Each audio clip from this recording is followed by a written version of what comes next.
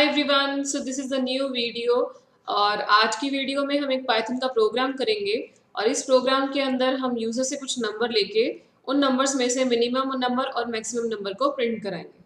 सो Python की programme की series मैंने स्टार्ट की है और उसकी सीरीज़ में से ही मैंने एक प्रोग्राम जो है ये वाला किया है। So before starting this video I request you all to please subscribe my channel and अगर आपको मेरा ये वीडियो अच्छा लगेगा सो आप मेरे वीडियो को जरूर लाइक कीजिएगा। So let's start. सो हम इस प्रोग्राम को जब बनाएंगे मिनिमम और मैक्सिमम नंबर को जब हम फाइंड आउट करेंगे तो इसको हम टू मेथड से करेंगे। तो पहला मेथड और दूसरा मेथड पहले मैं समझा दूंगी और फिर मैं आपको एग्जीक्यूट भी उसको करके दिखाऊंगी। सो देखते हैं सबसे पहला मेथड। सबसे पहले मेथड में हम ये मान के चलेंगे कि जो भी 5 नंबर हम यूजर से लेंगे तो हमने 5 नंबर्स यूजर से लेने हैं, तो उन 5 नंबर को हमें किसी एक जगह पे स्टोर करवाना पड़ेगा, जिसके लिए हम यहाँ पे एक लिस्ट ले लें। सो ये एक एम्प्टी लिस्ट है, ये खाली लिस्ट है जिसके अंदर कोई भी डेटा नहीं है। ठीक है, तो मैंने इसको डिक्लेयर कर दिया L1 के नाम से और इसको स्क्वायर ब्रैकेट के साथ मैंने इनिशियलाइज कर दिया कि अब डेटा इसके अंदर कुछ भी नहीं है। अब हम क्या करेंगे, क्योंकि हमें 5 नंबर लेने हैं तो इसीलिए हम एक फॉर लूप चलाएंगे जिसके अंदर हम 5 नंबर को यूजर से लेंगे। यहाँ पे जो हम रेंज फंक्शन को वैल्यूज दे रहे हैं दैट इज 1,6। तो जब 1,6 हम देंगे तो यहाँ पे एक सीक्वेंस प्रोड्यूस होगी जिसकी वैल्यू होगी सबसे पहले 1, देन सेकेंड वैल्यू होगी 2, देन होगा 3, then 4 and the last value will be 5।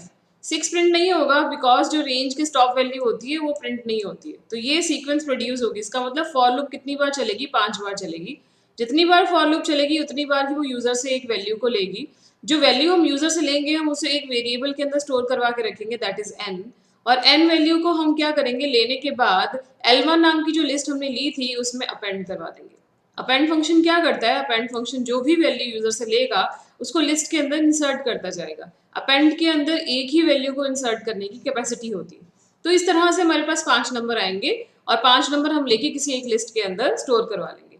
List जब हमारी रेडी हो जाएगी तो हम उसे देखने के लिए उसे प्रिंट भी करवा सकते हैं, तो इसीलिए मैंने यहाँ पे एक प्रिंट लगा रखा है। अब उस लिस्ट में से जो भी हमारे पास रेडी होगी उस लिस्ट में से हमें अगर मिनिमम वैल्यू फाइंड आउट करनी है तो हम मिन फंक्शन को यूज कर लेंगे, और अगर हमें मैक्सिमम वैल्यू मतलब सबसे बड़ी वैल्यू फाइंड आउट करनी है, उसे प्रिंट कराना है, तो उसके लिए हम मैक्स फंक्शन को यूज कर लेंगे। सो इस तरह से हमारा ये प्रोग्राम जो है वो कंप्लीट होता है। अब इस प्रोग्राम को पहले एग्जीक्यूट करके देखते हैं, फिर उसके बाद हम इसका सेकेंड मेथड भी देखेंगे। सो इस प्रोग्राम को देखेंगे, इस प्रोग्राम को एग्जीक्यूट कैसे करना है। ये प्रोग्राम मैंने एनाकोंडा की स्क्रीन के ऊपर टाइप कर दिया है। तो अब इस प्रोग्राम को हम पहले सेव करते हैं एंड देन हम इसे एग्जीक्यूट करके देखेंगे। तो कुछ नंबर्स हमें इंसर्ट करने पड़ेंगे, जैसे मैंने नंबर दिया है 45, फर्स्ट नंबर एंटर किया मैंने, देन हमारे पास सेकेंड नंबर हमें एंटर करना है, देन थर्ड नंबर, देन उसके बाद फोर्थ नंबर एंड ये है हमारा फिफ्थ नंबर। एंटर की जैसे मैंने प्रेस की, सो एंटर की प्रेस करते ही मेरे पास जो लिस्ट थी वो रेडी होके मेरे पास प्रिंट हो चुकी है, और उसमें से सबसे मिनिमम नंबर जो है ये 4 प्रिंट हो गया और मैक्सिमम नंबर जो है वो 96 प्रिंट हो गया। सो ये मिनिमम नंबर और मैक्सिमम नंबर दोनों हमारे पास प्रिंट हो चुके हैं। अब इसी प्रोग्राम का सेकंड मेथड देखना पड़ेगा कि किस तरह से हम बनाएंगे सेकंड मेथड से। सो सेकंड मेथड से ये प्रोग्राम देखेंगे किस तरह से करना है। सेकंड मेथड से आप देखेंगे कि सबसे पहले मैंने एक एम्प्टी लिस्ट बनाई है और इस लिस्ट के अंदर मुझे 5 एलिमेंट इंसर्ट कराने हैं, तो मैंने फॉर लूप को फिर से 5 बार ही चलाया है। 5 बार एलिमेंट्स लेने के लिए मैंने यहाँ पे n और L1 को उसी तरह से यूज किया जैसे पहले यूज किया था। अब एलिमेंट को मैंने जो लिस्ट के अंदर अपेंड कराने के बाद एक लिस्ट रेडी कर ली है। लिस्ट को रेडी करने के बाद हम लिस्ट की सॉर्टिंग करेंगे। सॉर्टिंग करके जितना भी डेटा हमारे पास आएगा वो असेंडिंग ऑर्डर में अरेंज हो जाएगा। तो सॉर्ट क्या करेगा, लिस्ट के सारे एलिमेंट्स को असेंडिंग ऑर्डर के अंदर अरेंज कर देगा।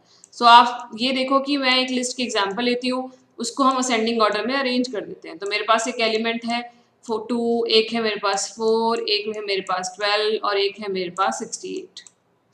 तो ये एक हम एक लिस्ट दे देते हैं, उसकी एक एग्जांपल ले लेते हैं।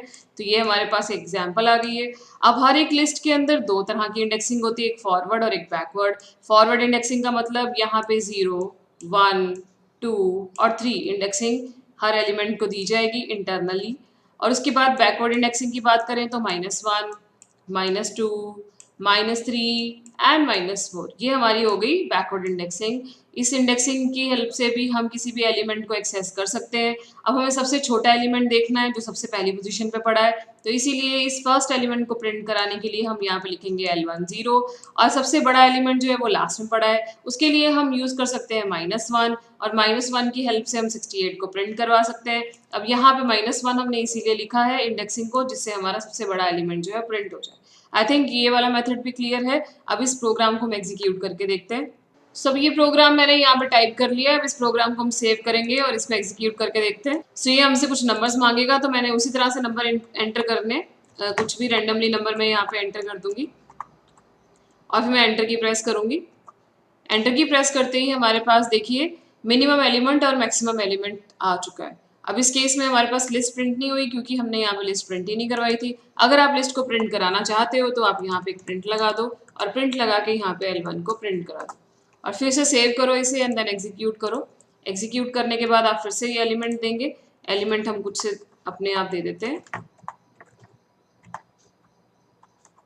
और जैसे ही आप एलिमेंट दे देंगे तो इस केस में हमारे पास लिस्ट भी प्रिंट हो चुकी है और मिनिमम एलिमेंट और मैक्सिमम एलिमेंट भी प्रिंट हो चुका है। सो आई थिंक आपको ये प्रोग्राम क्लियर हो चुका है। और अगर आपको ये दोनों प्रोग्राम अच्छे लगे हैं और आपको मेरा ये वीडियो पसंद आया तो मेरी वीडियो को लाइक कीजिएगा and don't forget to subscribe my channel. So see you in the next video. Bye bye.